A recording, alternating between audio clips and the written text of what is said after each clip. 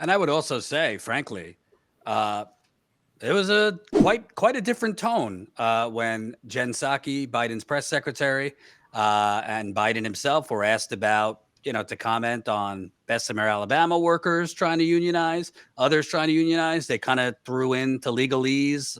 Oh, well, we can't really get into it legally. They kind of said, well, they have a right to, but they wouldn't really go any further than that. But boy, when those those Chicago school teachers were actually demanding safety and were temporarily not going back into school because of the Omicron surge, they weighed in heavy against those teachers. So I found that to be a little bit of a different tone. Okay. I read that somewhat differently from you, Jordan. I think, so with regard to the first unionization effort at Amazon in Bessemer, Alabama, Biden went pretty far in saying, I'm all for unionization. He said in the middle of this campaign, he said, I'm all for unionization. I don't, management should certainly not break the law in pushing for unions, and unions have built the middle class and they're great for the nation. He did stop short of saying, hey, folks, vote for the union at Amazon. But I thought that was one of the more pro-union statements ever made by an American president.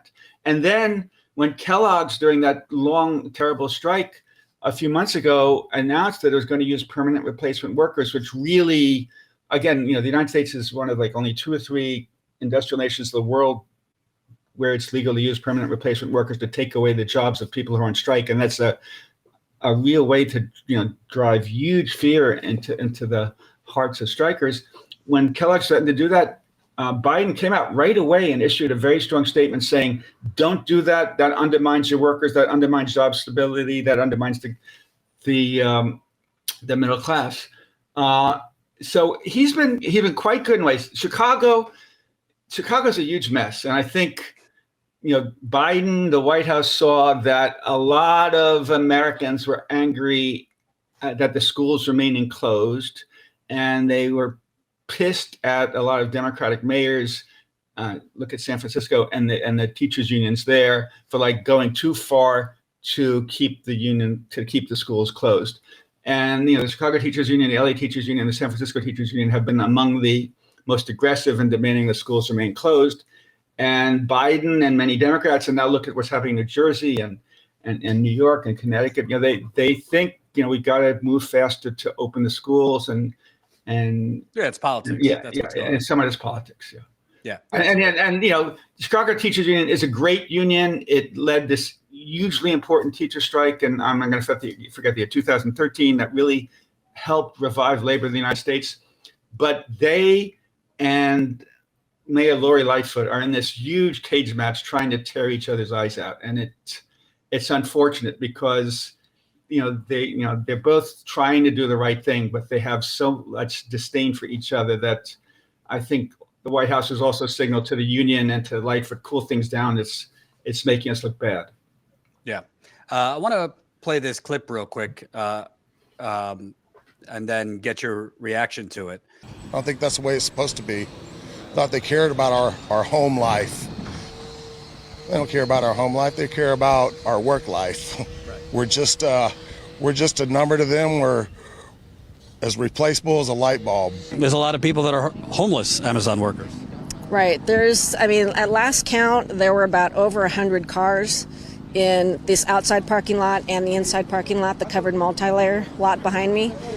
And they're there 24/7, including on the holidays, like on Christmas and New Year's Day when there aren't that many people here. They're here 24/7. And I feel for them. I'm one of them. So, we try to advocate, and I'm trying to hook up people with other people so that we can do roommate situations and share expenses and stuff. You can't do it. You can't do it without working 2 or 3 jobs in New York or working a ton of overtime in here. You have to max out at 60. You can't go over 60 hours. So that also plays into the fact that hourly workers, mostly black and brown employees, do not get promoted. They just don't get promoted. They're not given interviews. Everybody in there in these buildings plays favorites. You have to be a young white male fresh out of college in order to get into a management position here.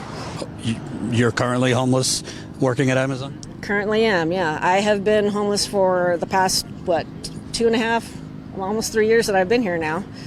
And I haven't been able to afford a place. It's amazing to me, because we're seeing strikes happening all over the country, is workers who have been, exploited and beaten down. They're kind of saying enough is enough.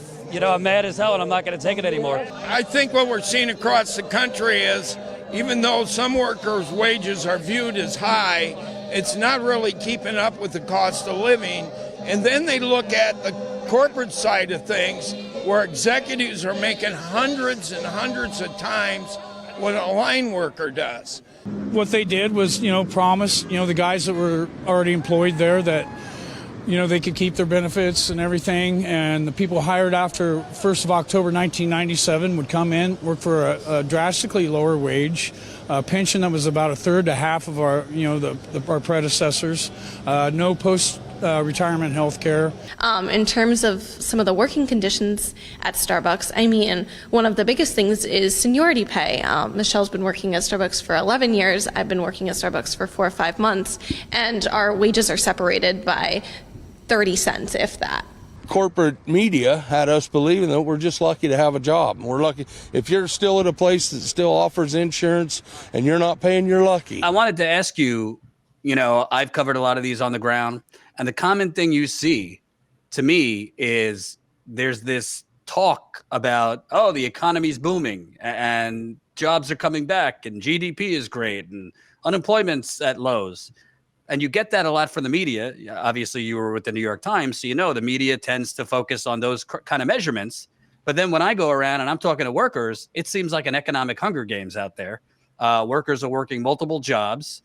They're lucky if they have decent benefits. And they're being, in many cases, intimidated, threatened by companies like Starbucks and Amazon. Can you kind of talk about that gap between the way the media frames things about the economy and like the actual economy for like the worker bee? Yeah, so I agree with a lot of what you're saying. And so my first book was called The Big Squeeze: Tough Times for the American Worker. It came out in 2009. And I was on the labor beat at the New York Times, from 1995 to 2013. And I remember the first decade of this century, corporate profits were booming, reaching record levels. The stock market was again reaching record levels. Productivity per worker per hour was reaching record levels. Yet we saw wages really stagnant. We saw companies making workers pay more and more for their health coverage. We saw taking away good pensions and replacing them with 401ks. We saw companies reducing the number of paid sick days, reducing paid vacations. And in my book, The Big Squeeze, I talk about this crazy disconnect where corporations are doing fabulously. Wall Street's doing fabulously, yet they're squeezing workers terribly. And that was the era of really increased focus on profit maximization and corporations trying to make Wall Street happy. So, again, I guess I see it somewhat different from you. So during the pandemic, there's been a lot of great media coverage on how terribly workers were treated. How people, a lot of companies, didn't have enough masks or PPE for workers. Companies talk about we're engaging in stakeholder capitalism. We're gonna not just focus on maximizing profits and serving shareholders. We're gonna help all our stakeholders, including workers. Okay, you frontline workers at supermarkets, at Walmart, you have to continue being cashiers. And okay, we're not going to require customers to wear masks because we don't want to alienate them. So you have to run the risk of breathing their COVID. And many companies, while their white collar workers who make $150,000, $200,000 a year working at home safely, the frontline workers are still just making $10, $12 an hour. And so many companies did not give any hazard pay.